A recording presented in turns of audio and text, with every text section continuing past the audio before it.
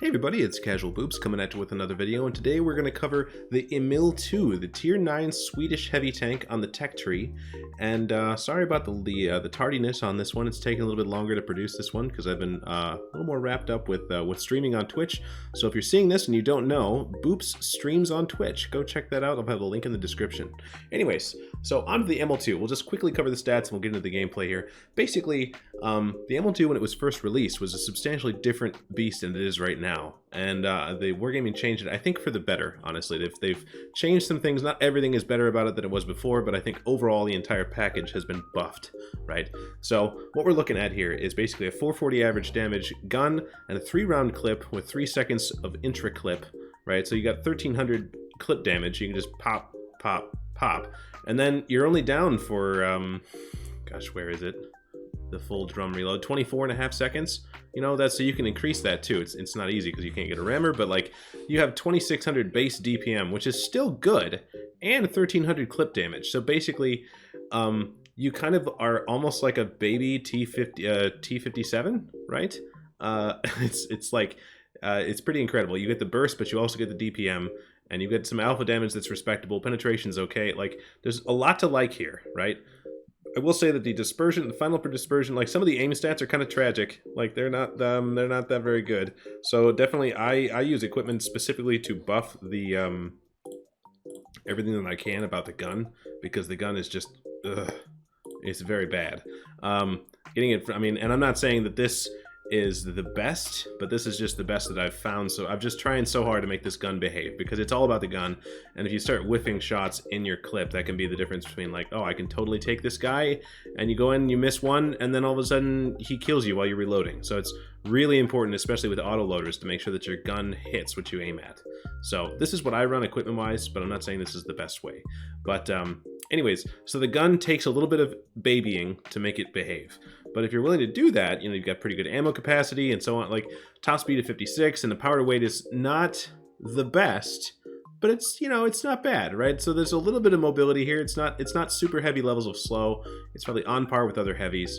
Gun depression of 12 is incredible, right? These things, all the Swedish tanks, right? The tank destroyers, the medium tanks, the heavy tanks, they're all about playing ridgelines. That's what Sweden's all about. I don't know, somebody tell me, are there mountains in Sweden? Is it all mountains? Because I feel like they designed their tanks to play on mountains. 380 view range is fine. Like the standard 3-man crew, same with the ML1, the ML2's got the same thing, and the Kranvagn, they've all got the same 3-man crew. But basically the one thing that is also excellent about the ML is it has armor. Oh my god, it has armor. So you don't even need to be using gun depression, and you've got respectable, really good armor. Like 350, look, if someone's looking straight at you in an ML2, they're not even using gun depression. Like a lot of tanks will have gun depression or have turret armor, but only when using gun depression, right? So that's kind of a meme to make it seem like, oh, it's so good, but only when you're using it like this. This tank doesn't need to be doing anything except hiding its hull. It can be looking straight at you from level ground, and you got 350 effective, right? Getting maybe down to like 310. That's just awesome, right? Like let's just compare it to like versus like a tier 10 Russian medium shooting heat, right? Just like the worst case scenario penetration wise, that I mean, if a Jaegeru shoots heat at you, you've got a problem either way. But like that's the whole thing with that. You shouldn't be daring a Jaeger to shoot you. But these things you'll see them on a regular basis, and you'll be fine, right? Flat ground, this is what happens, right? It's 50-50 if they shoot you right here. But like, let's say you're using just like any of your gun depression, any of your 12 degrees of gun depression. Good luck. I mean, it's just, if you're on a ridge with this thing, you are fine. You are 100% fine. You do have these little cupolas, but honestly, if you're not sitting perfectly still, like just rock the tank back and forth a little bit, like just move it forward, move it backward, and so on. Just do anything to make these cupolas harder to hit, and you're 9 times out of 10, they're not going to hit these, right? And the time they spend sitting still trying to aim at these is just going to make it easier for you to hit them back. So what you do in these tanks is you go on a ridge line and use any amount of gun depression, and you're basically God, and that's what you do. And you can use all the ridge lines that most other tanks can't, because you have 12 degrees of gun depression. It's worth noting that the cupolas, the whole tank, how do I want to say this? The armor, it's a little bit weird the way the armor works in this thing. The turret is basically on a trunnion, right? So if you are looking at an enemy tank with your gun, they can see your cupolas, right? It's not like most tanks where the cupolas are part of the cab of the tank that doesn't move. The cupolas are kind of attached to the gun, so that's worth noting. Sometimes if you're like really close to somebody and you're trying to just juke and stuff, what I've done in the past is literally move my gun up like this while you're reloading. So you can't shoot anyway, so it doesn't really matter, but this way you're making it so that your cupolas are literally, they can't even be seen. So this is a way to play the ML2 if you're between reloads and stuff and you're close enough, like if you're on like, I don't know, close quarters, like proxy distance range where somebody's so close that they actually might be able to shoot something like that. That's what I would do, is stick your gun in the air, wave it like you just don't care, and you're good to go. So it's all about turret armor, right? So this is a pretty, I mean, these stats are versus a TCT2A, but you remember, we got pretty good DPM, a really nice clip, and even when you dump the clip, you're only down for a little bit of time. You know, a little bit of speed, great gun depression, like the whole package is really, really good. And that's one thing, like, I honestly kind of forgot how good this tank was, and I picked it up randomly and realized, played a couple of games in it, and was reminded how good this was, and then remembered that I had a replay of it, so here we are. The tank is excellent. Yeah, so I think I've covered everything here. We've got the stats, the armor, the equipment, and so with that, I guess we'll go get into the replay. Okay. Alright, so today we're going to be watching Carey playing his ML2 on Paris. He's obviously in a tier 9. There are other tier 9s in the game, obviously, and then there's also a whole bunch of tier 10s, and a bunch of light tanks, only one artillery, and so this is like a fairly typical matchup. You know, there aren't 7s, there are lots of 10s, and so this is, I picked this game because it's not just like, okay, watch this guy beat up on a bunch of tier 7s, right, because, I don't know, that's not quite as sexy as watching somebody overcome the odds, but you can see, you gotta let the gun behave, right? So you can send the shots in, but you really gotta let that gun behave. And Carey just decides to let the third one fly anyways. I agree with that, because if he's there, great. If he isn't, you know, oh well, you just wasted one shell. This tank has a fair amount of ammo, so you can afford to take blind shots like that. And it looks like he did hit 1,000 damage, or that Conway is down 1,000 hit points. We're not sure if that was just because of Carey, or if that was because of somebody else too, but he hasn't learned his lesson. So, wouldn't that be awesome? I can't tell. Carey's trying to use his third-person view to see if those shells are hitting, which is something you can do if it's sometimes easier to see when you zoom out and then hold down the right mouse button to turn the camera. You can see if the shells are exploding behind a bush. And that's an easy way to tell if the shells are hitting or are not hitting. So that's what Carey was doing there. Still hard to tell though, because it's pretty far off. But you're seeing the mobility here. It's not the fastest tank, but it did, you know, it got in there pretty good, especially when you can get the downhill slant going for you. So Carey's wisely picking just kind of whatever the flattest bits he can find. And since there's no pressure coming from the top of the hill, somehow Carey's just allowed to kind of back up and just play in this dip. Normally, in a normal game, if somebody was where Carey was from this side, they would probably be dead or dying. But this is a very strange game. Those guys have pushed up in the middle, but then our guys have pushed around the other side as well. It's very strange. So Carey's just going to take this opportunity to you know, do the flankerino, take the shots he's been given, right? And you know, he's aiming for the flat shoulder plates of the IS-4. When IS-4 is side scraping, it'll have those shoulder plates that are flattened out. That's what Carey was aiming for. And then you can see the mouse is trying to flank. The flanking mouse is something you don't see very often. But look at this, look at this. So Carey's been reloaded now twice, and you can see, like, the thing is not out of the fight for very long. Like 24 seconds does not feel punishing. And there's a lot of tanks like I don't know, a lot of tanks at tier 9 and tier 10 that, like the Rinoceronte, it has like 40 seconds. If you dump the whole clip, you gotta wait like 45 seconds before you get 3 rounds back again. So like, there are definitely a lot of tanks out there that have a lot more punishing clip reload than the Emils. The ML1 is like this, the ML2 is like this. Kranvagn, since they changed this line, they're a lot more like burst and DPM tanks.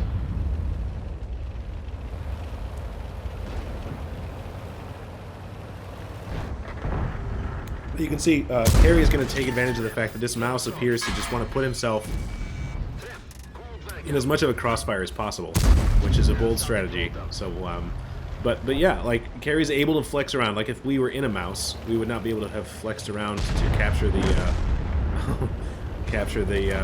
the opportunity that this mouse has presented us, right? But also the E100 is definitely, like, our help down south has died, right? That 50B got evaporated. It looks like this E100 is also going to get evaporated. So, like, this is about to get really bad really quickly. And you can see Carrie is shooting at the lower, just kind of anywhere in the hull, especially where the angle you are. The Kranvagns, the ML2s and ML1s, the hull is cheese. It has that kind of beak, that kind of pike nose that can work, you know, but it's definitely not something you should rely on. So at the angle that Carrie was at relative to that Kranvagn, he could just, especially with the heat rounds, he could just kind of put it anywhere, and it was probably going to pan. It's a fairly flat angle. And look at this, very interesting. What a strange game. Carrie's about to go over to the red team's side of the top side of Pilsen, of Paris, because there's no pressure on him from that side. So he's just able to take this and basically stall their push, because that IS-4 and the E100 you can see is turning his turret all the way back around to look at Carrie, because if he doesn't, Carrie gets butt shots, right? These guys can't push out of the bottom of that without exposing themselves to the back, exposing the back of their tanks to Carrie. You know, and ML2s, again, now they have pretty good DPM, so, and pretty good alpha, so it's not really a good, not a good healthy life choice, as this E100 is finding out. But you are starting to see some of the downsides here, right? The gun is not a snapshotting monster. It is balanced by the fact that you need to let the gun aim in, and otherwise you're going to have a bad time. So it's you know, I don't think the tank is overpowered. I think it's just a well-performing tank. It's on the upper end of good, right? It has good things, but it also has some bad things. So Carrie is going to eat that shot from the IS-4, but he's also going to use the fact that he has a clip, right? So it's okay to take a hit. If you have an autoloader and you have some hit points, it's okay. The key there is to take one and then deal out 2 or 3. But IS-4's armor was buffed recently, so that's why Carrie's struggling a little bit. But, you know, it was a little bit of a suboptimal trade. Carrie took 2 and dealt out 2. Not ideal, but, you know, it's okay. We're taking guns out of the fight. It's still 7-6. We have 7 tanks, they have 6 tanks. But positioning-wise, we have an IS-4 in the field. Our E75 is out of position. He's probably going to die. Like, this is just not, positioning-wise, this is not looking good. Even though the actual score is close, it's this is not good. So Carrie just wisely said, you know, okay, there's a Yag Tiger in the middle somewhere. T-49 is going to try to spot it with his entire face. I wouldn't necessarily do that if I was him, but that has allowed Carrie to go and see the Yag Tiger, put a couple of shots in and take it down. Now Carrie's also, he's almost out. Yeah, he's only got 2 rounds of heat left, and so he's switching back to APCR, which I kind of agree with, because there's a lot of things that have, like, IS-4s have trollish side armor and lots of tracks all over them, and E100s have spaced armor all over their tracks and stuff. So the heat, and you saw it a little bit earlier when he was shooting at the E100, the heat tends to get trolled by the tracks and stuff. So because Carrie has 2 rounds of heat, it would have been the same drum reload at 24-something seconds to get 2 rounds, as opposed to just, you know, loading the APCR and having all 3. So Carrie decides to load 3 of the APCR, but honestly, even if he had 3 rounds, I probably still would have gone with the APCR anyways. So, oh, and so Carrie is spotted. That's bad, right? So that means he must have, just based on where he was probably spotted by the mouse of the IS-4, the E100, somewhere in the middle, kind of where he's looking right now. But since he didn't spot them back, you have to just, oh my god, right? You have to be conservative, be cagey. Like, he's a one-shot for almost all of these tanks. So yeah, 350 damage. I think every tank in the game that's alive right now, except for the Arty, has a gun that does, I think, 390 at least. I think even more than that usually, right? The E100 does 560. IS4 does 440, I think. Mouse does 390, if I'm not mistaken. So, yeah, he is statistically probably a one-shot for everything, but he still has a really good gun, and so it's worthwhile. Carry's going to sit in this position right here, where he is protected on the backside by the other dead tank, and he's protected on the front side by this other dead tank. And he's putting himself in a central position so that no matter where the enemy is spotted, he can react accordingly and put his gun in a place that's useful. And this is something I like, right? It's showcasing the fact that, okay, we're even on tanks, and now we're up on tanks, but like, you can't just go running in. You have to get information. You want to be able to know where the enemy is, so you're not surprised when you go around a corner and find the guy. And so that's what Carry was waiting there to do, to make sure that we would actually win this game. And it's still not over, right? That IS-4 is healthy. He's got 1,400 hit points, and almost everybody on our team except for the Jagdtiger is a one-shot, and the Jagdtiger is way over there by the cap doing something. No one knows, right?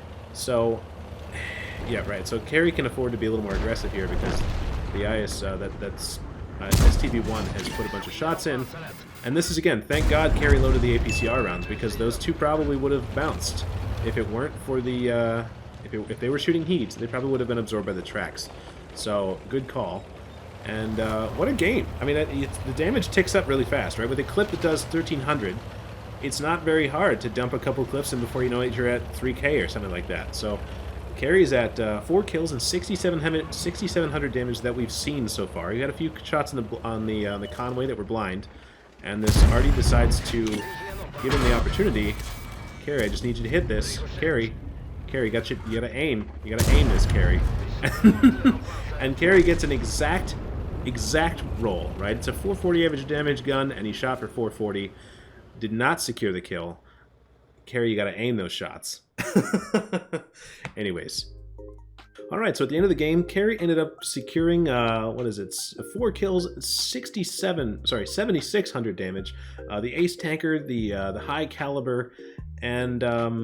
yeah, what a game. That ended up getting Carry 1,592 base XP, which is, it's really high, right? That's a great game. I think part of that is because a lot of the tanks he was shooting were high-tier opponents, right? A lot of IS-4s and stuff, and there were no low-tier opponents in this game, so that helps a lot, right? So what a great game. And, you know, Carry did end up costing himself about 3,000 credits. He almost broke even. You know, shooting the food and then shooting that much heat, and not all the heat rounds penned. So, like, it is what it is. Not very surprising here, but Tier 9's not really where you make the money anyways. So, anyway, so that's the game, and congratulations to Carry. Thanks for sending in the replay, and thanks for watching, guys. We'll see you in the next one. All right, bye.